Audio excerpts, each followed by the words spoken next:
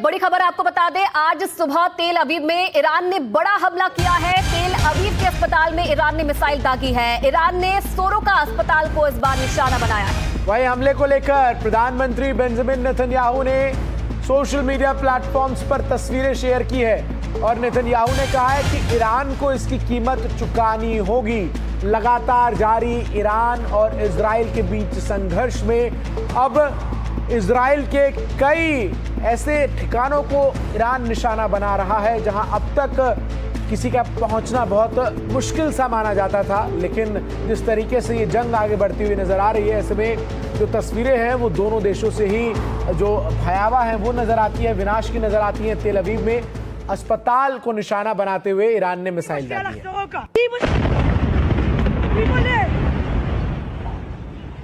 הלך סורוקה, בראש שלי משלי הלך סורוקה. הלך סורוקה, בראש שלי משלי הלך סורוקה.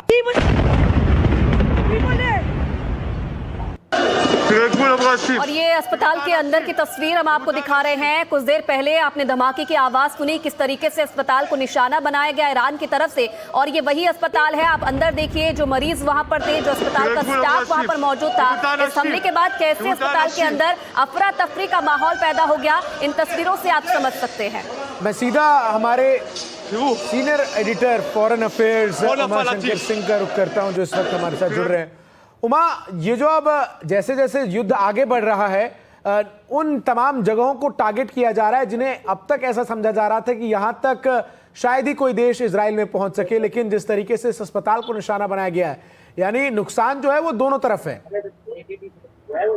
जी बिल्कुल, देखिए जो ये सोरोका हॉस्पिटल है, तकरीबन 1000 बेड का हॉस्पिटल है और इजराइल का एक बहुत ही अहम अस्पताल है जिसके ऊपर तकरीबन 10 लाख आबादी के लोगों के इलाज का जो दारोमदार है। अब इस हॉस्पिटल पे हमले के बाद ये हॉस्पिटल ने अभी काम करना बंद कर दिया है। लोगों से कहा गया है कि इस हॉस्पिटल को अभी ना पहुंचे, क्योंकि यहाँ पे इलाज की सुविधा अभी फिलहाल उपलब्ध नहीं है, क्योंकि काफी क्षति जो है इस हॉस्पिटल को उठानी पड़ी है। जिस तरह से तेल अवीव पर हमले हो रहे हैं, ऐसे में बड़ी तादाद में जो लोग हैं वो जख्मी होकर भी इस अस्पताल में आते हैं। अब इस अस्पताल पे हमले के बाद जो इजराइल के प्रधानमंत्री नेतन्याहू हैं, उन्होंने साफ तौर पे धमकी दी है कि इसका खामियाजा, जो सिविलियन हॉस्पिटल को निशाना बनाया गया है, उसका खामियाजा ईरान को उठाना पड़ेगा। हालांकि ईरान की तरफ से इस तरह की दलील दी जाती रही है गैर आधिकारिक तौर पे कि जब गाजा में हॉस्पिटल पे हमले करता है इजराइल, तो वो दलील देता है कि वहां से हमास ऑपरेट कर रहा है। और इससे पहले ईरान की तरफ से ये बात कही भी गई कि रिहायशी इलाकों से इजराइल जो है वो अपने वेपन्स को लॉन्च कर रहा है और यही वजह है कि उन रिहायशी इलाकों में भी ईरान के जो मिसाइल से वो आकर गिर रहे हैं। हालांकि ईरान के इस दावे को वेरीफाई नहीं किया जा सकता, लेकिन इतना जरूर है कि इजराइल को भारी क्षति उठानी पड़ी है। करीब 15 मिसाइल आज सुबह से अब तक दागी गई है इजराइल में, इस बात की जानकारी आई है। बिल्कुल उमा, और जो तस्वीरें हैं वो इस बात की गवाही भी दे रही हैं कि आखिर किस तरीके से जैसे जैसे ये जंग आगे बढ़ रही है, विनाशकारी परिणाम जो है वो नजर आ रहे हैं। दो तस्वीरें इस वक्त हम दर्शकों को दिखा भी रहे हैं। पहले जब धमाका हुआ, उसके बाद किस तरीके से धुएं का गुबार जो है वो दूर से ही नजर आया और उसके बाद अस्पताल के अंदर जो है वो अफरा तफरी मच गई। और जो तीसरी तस्वीर है उसमें आप देख सकते हैं कि किस तरीके से तुरंत वहां से लोगों को जो है वो बाहर निकालने की कवायद जो है वो शुरू हो गई।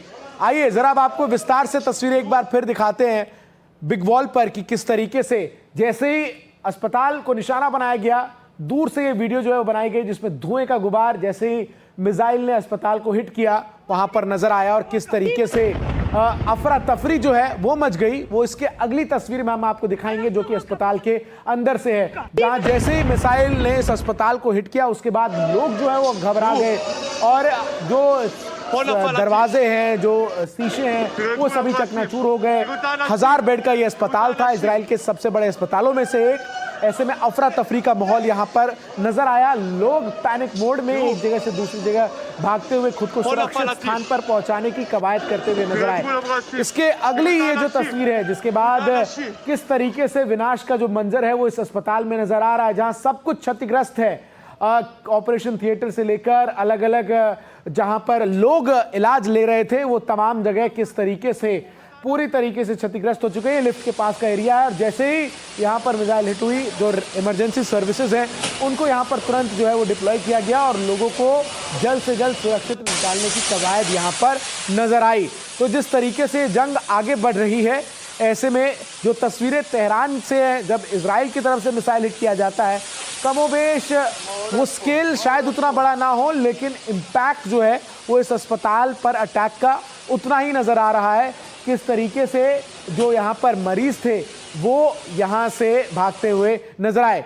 तस्वीरें लगातार हम आपको दिखा रहे हैं कि आखिर किस तरीके से जैसे ये मिसाइल जो है वो हिट हुई, इस अस्पताल पर जोरदार धमाका होता है और धुएं का गुबार नजर आता है। अगली तस्वीर अब आपको दिखाते हैं किस तरीके से इस धमाके के बाद का जो मंजर है वो यहाँ पर नजर आया। अस्पताल के अंदर सब कुछ बिखरा हुआ नजर आया, क्षतिग्रस्त नजर आया। जो कॉमन वेटिंग एरिया से लेकर जहां मरीजों का इलाज होता है वो सब कुछ यहां पर जो है वो तितर बितर नजर आया। तबाही की तीसरी तस्वीर जरा आप देखिए और समझिए कि इम्पैक्ट कितना बड़ा था। जब इस अटैक के कुछ मिनट गुजर गए उसके बाद लोग किस तरीके से पैनिक मोड में एक जगह से दूसरी जगह भागते हुए नजर आए, वो आप इन तस्वीरों को देखकर अंदाजा लगा सकते हैं। तुरंत अस्पताल को खाली कराया गया क्योंकि आशंका थी कि कहीं कोई और मिसाइल आकर इसको हिट ना कर दे। उमाशंकर हमारे सहयोगी लगातार बने हुए। उमा, एक और महत्वपूर्ण चीज है कि जो स्थिति इस वक्त नजर आ रही है इजराइल और ईरान के बीच जारी संघर्ष की, सबसे बड़ा सवाल जो इस वक्त अब पूरी दुनिया के सामने है वो ये है कि आखिर क्या यहां से चीजें डी एस्केलेट होंगी या फिर जो अब परिस्थितियां हैं वो एस्केलेट होती ही नजर आएंगी। ये देखिए, एक ताजा जानकारी आपको दे दूं इस अस्पताल पे हमले से जुड़ा हुआ, वो ये है कि इस हमले में 47 लोग जो हैं वो घायल हुए हैं और उसमें से 3 की हालत जो है वो गंभीर बताई जा रही है, जबकि 18 जो है वो मामूली रूप से घायल हैं। तो कुल 47 लोगों के घायल होने की यहाँ से जानकारी अभी तक आई है। जहां तक युद्ध के यहाँ से आगे जाने की बात है तो ये लगातार गहराता जा रहा है, क्योंकि उस तरह के इंस्टॉलेशंस पे हमले हो रहे हैं जिस पर ये सोचा नहीं जा सकता था कि हमले हो। अभी जानकारी ये भी आ रही है कि जो इजराइल है उसने अरक जो हेवी वाटर प्रोजेक्ट है ईरान का, उस पर हमला किया है और उससे पहले उसने वहां के लोगों को निकल जाने को कहा था, आम सिविलियंस को वहां से उस इलाके को छोड़कर निकल जाने को कहा था ताकि उनको जानी नुकसान ना हो। तो जो हमलों का जो सिलसिला है लगातार बढ़ता जा रहा है और जो वेपन जो इस्तेमाल किए जा रहे हैं वो भी ज्यादा बड़े और ज्यादा जो असरदार वेपन्स जो हैं वो इस्तेमाल किए जा रहे हैं। जो आज ही जो तेल अवीव पर जो हमला किया गया, जिस तरह का स्काईलाइन वहां पर अभी नजर आ रहा है, काफी धूल और धुएं का गुबार है। तो युद्ध अभी तुरंत ठहरता नजर नहीं आ रहा, क्योंकि कोई भी मध्यस्थता की कोशिश अभी काम करती नजर नहीं आ रही। बिल्कुल। और उमा, कहीं ना कहीं इन हमलों से अब ये तो पता चल रहा है कि जो ये युद्ध है वो यहीं पर रुकने वाला नहीं है, क्योंकि जिस तरीके से पहले रिहायशी इलाकों को निशाना बनाया जा रहा था और अब अस्पतालों को निशाना बनाकर उन पर हमला किया जा रहा है। जी बिल्कुल। और देखिए, जो अब तक इजराइल में जो आम लोगों की मौत की बात है वो 24 लोगों की जो मौत है वो हो चुकी है और कई 100 जो लोग हैं वो घायल हैं। 47 आज जो घायल हुए उनको लगाकर जाहिर सी बात है कि जो इजराइल है इस बात को लेकर काफी गुस्से में है और नेतन्याहू का ट्वीट भी आया है जो कि जिसमें उन्होंने लिखा है कि इस बात का जो बदला लिया जाएगा, क्योंकि आम निरीह जो सिविलियंस है उनको निशाना बना रहा है ईरान। लेकिन दूसरी तरफ ईरान की अपनी दलील रही है और उसका ये कहना है कि जो इजराइल के हमले हो रहे हैं उसमें 320 से ज्यादा जो वहाँ पे सिविलियंस हैं वो उसकी जद में आकर 224 से ज्यादा सिविलियंस की जद में आकर उनकी जान गई है और 1000 से ज्यादा जो है घायल हुए हैं। तो ये आरोप प्रत्यारोप का सिलसिला दोनों तरफ से चल रहा है और इस बीच युद्ध जो है रुकता तो नजर नहीं आ रहा फिलहाल। बिल्कुल। और लगातार ये जो 3 तस्वीरें दर्शकों को अब हम दिखा रहे थे और इससे पहले ये 2 तस्वीरें जो हैं उनके जरिए आप समझ सकते हैं किस तरीके से विनाश का मंजर है। बहुत बहुत शुक्रिया उमाशंकर आपका हमारे साथ जुड़ने के लिए, तमाम जानकारी दर्शकों तक पहुंचाने के लिए। अस्पताल जो है वो बुरी तरीके से क्षतिग्रस्त हो गया और जैसे ही मिसाइल ने हिट किया जोरदार धमाका सुनाई देता है और धुएं का एक गुबार आसमान में नजर आता है। और जैसा कि हमारे सहयोगी उमाशंकर ने बताया कि इजराइल के सबसे बड़े अस्पतालों में से एक था। ऐसे में ये अब बेंजामिन नेतन्याहू ये क्लियर कर चुके हैं कि इसके परिणाम ईरान को भुगतने होंगे।